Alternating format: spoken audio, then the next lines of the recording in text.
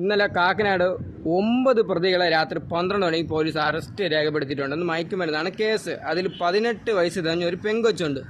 എൻ്റെ ചോദ്യം ഇതാണ്, ഈ രാത്രി 12 മണിക്ക് 18 വയസ്സ് തികഞ്ഞ പെങ്കൊച്ചിനെ ഫ്ലാറ്റിൽ എന്താണ് കാര്യം? ഒന്നിൽ പെങ്കൊച്ചിന് ഇതിനെക്കുറിച്ച് ഡീറ്റെയിൽ ആയിട്ടുള്ള ഒരു കാര്യം നല്ലവരും അറിയായിരിക്കും, അല്ലെങ്കിൽ പെങ്കൊച്ചി ഇത് യൂസ് ചെയ്തിട്ടുണ്ടായിരിക്കും.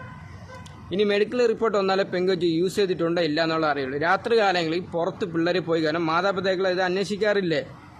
നിങ്ങളെ മക്കൾ എവിടെ പോകണം, എന്ത് ചെയ്യണം, അന്വേഷിക്കേണ്ട ചുമതല നിങ്ങൾക്കാണ്. ഇല്ലെങ്കിൽ ഇത്ര കേസുകളിലേക്ക് പ്രതിയായി കഴിഞ്ഞാൽ ലൈഫ് ലോങ് ഫുള്ളും ഒരു ജയിലിൽ കയറി ഇറങ്ങേണ്ടി വരും. കുടുംബം മാനം പോയെന്ന് പറഞ്ഞ് തൂങ്ങി ചത്തിട്ട് ഒരു കാര്യമില്ല. നിങ്ങൾ ശ്രദ്ധിച്ചില്ലെങ്കിൽ നിങ്ങളെ മക്കൾ വഴിതെറ്റി പോകും. സൂക്ഷിച്ചാൽ ദുഃഖിക്കേണ്ട.